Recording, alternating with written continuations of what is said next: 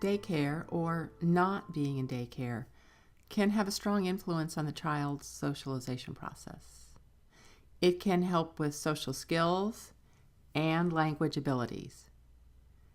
But at the same time, children in daycare may have weaker bonds with their mothers and are less affectionate towards them. One note, though, that this information is from your text, and the text does not cite to whether the bonds with the fathers were weaker as well. Once they enter kindergarten, children who have been in daycare tend to be less cooperative with other children and are more often mean to them. As the children age, they continue to have slightly more problems academically and behaviorally. Some researchers point out, though, that the differences between the groups of children is slight. We don't know if these slight differences have consequences for society on a larger level.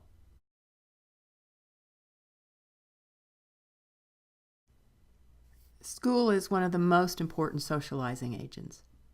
Children often spend more time in school than they do any one other thing.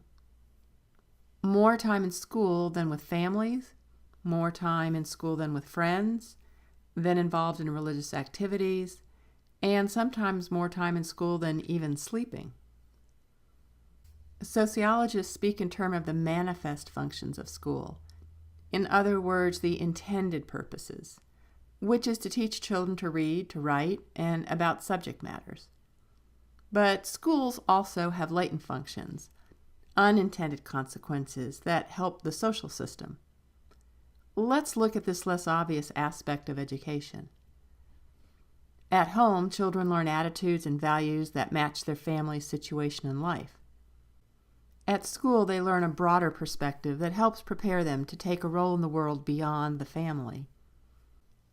At home, a child may have been the almost exclusive focus of doting parents, but in school, the child learns universality, that the same rules apply to everyone, regardless of who their parents are or how special they may be at home. Children learn the value of work and that the quality of their work is recognized, and that certain standards of work are expected. They learn to follow rules and that they're part of a group. Peer groups can be highly influential, especially during adolescent years. Children tend to separate themselves by sex and develop separate gender worlds as they go through adolescence. The norms that make boys popular tend to be athletic ability, coolness, and toughness. For girls, popularity comes from family background, physical appearance, particularly clothing and use of makeup, and the ability to attract popular boys. High grades lowers the popularity of boys, but for girls, good grades increases their standing among peers. Our perspective on the world can be influenced by our coworkers, especially those we work with right after high school or college graduation.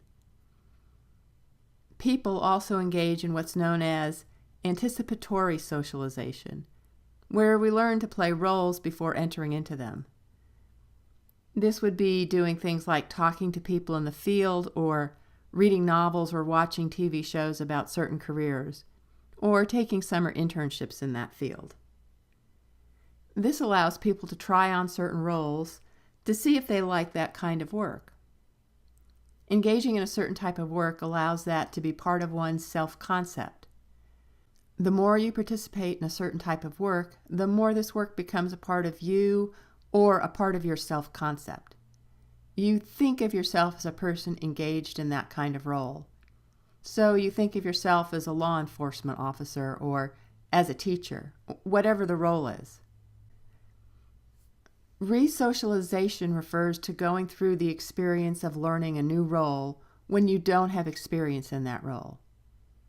If one is recently divorced, or one suddenly has a new role in life that they didn't expect or have the ability to adapt to slowly, then that's considered resocialization. Relearning how to do things or how to fulfill a new role suddenly can be difficult for people.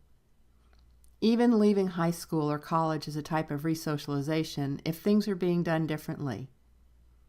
People who go through intensive therapy may go through resocialization too, as do people that join groups like Alcoholics Anonymous.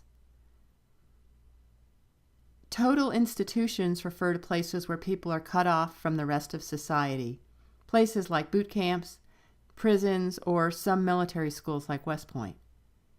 People that are in total institutions usually go through some sort of degradation ceremony, which occurs so that the person is stripped of their identity, and so a new identity can be built. Often the activities are meant to degrade or humiliate a person, and often it occurs in a semi-public setting. The person is stripped of their personal identity and will have to wear a uniform. People in total institutions are walled off from the rest of the world.